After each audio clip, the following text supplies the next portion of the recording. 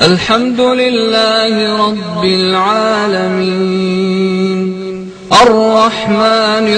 الرحيم مالك يوم الدين إياك نعبد وإياك نستعين اهدنا الصراط المستقيم صراط الذين أنعمت عليهم غير المغضوب عليهم ولا الضالين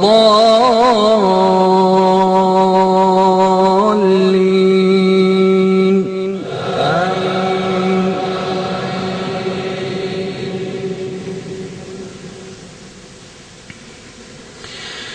ويوم يحشر أعداء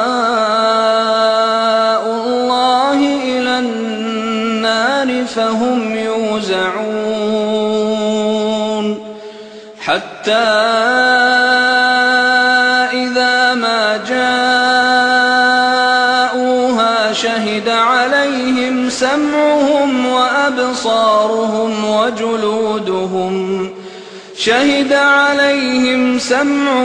وأبصارهم وجلودهم بما كانوا يعملون وقالوا لجلودهم لم شهدتم علينا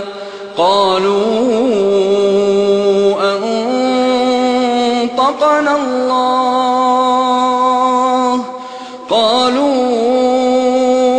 أنطقنا الله الذي أنطق كل شيء وهو خلقكم أول مرة وإليه ترجعون وما كنتم تستترون أن يشهد عليكم سمعكم ولا أبصاركم ولا جلودكم ولكن ظننتم أن الله لا يعلم كثيرا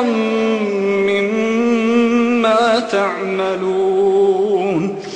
وذلكم ظنكم الذي ظننتم بربكم أرداكم فأصبحتم من الخاسرين فإن يصبروا فالنار مثوى لهم وإن يستعتبوا فما هم من المعتبين وقيضنا لهم قرناء فزينوا لهم ما بين أيديهم وما خلفهم وحق عليهم القول في قد خلت من قبلهم من الجن والإنس إنهم كانوا خاسرين وقال الذين كفروا لا تسمعوا لهذا القرآن والغوا فيه لعلكم تغلبون فلنذيقن الذين كفروا عذابا شديدا ولنجزينهم أسوأ الذي كانوا يعملون ذلك جزاء أعداء الله النار ذلك جزاء أعداء الله النار لهم فيها دار الخلد جزاء بما كانوا بآياتنا يجحدون وقال الذين كفروا ربنا أرنا الذين أضلانا من الجن والإنس نجعلهما تحت أقدامنا ليكونا من الأسفلين إن الذين قالوا ربنا الله ثم استقاموا تتنزل عليهم الملائكة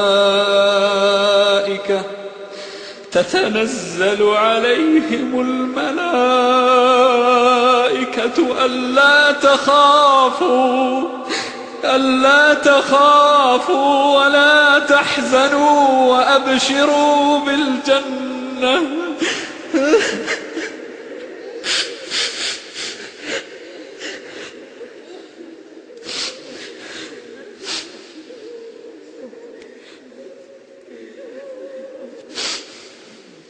وأبشروا بالجنة التي كنتم توعدون نحن أولياؤكم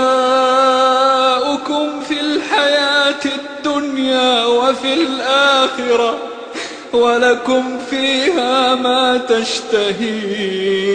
أنفسكم ولكم فيها ما تدعون نزلا من غفور رحيم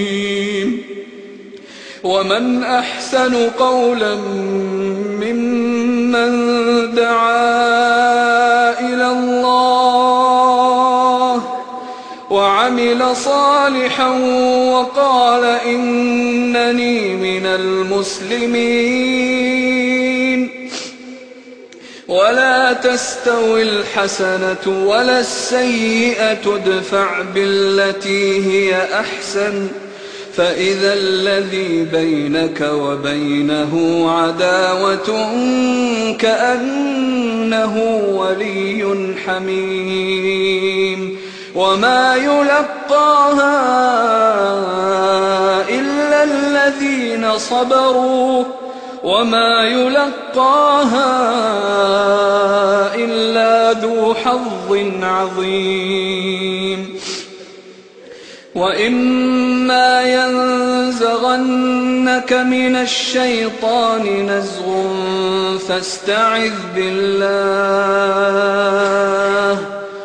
فاستعذ بالله إنه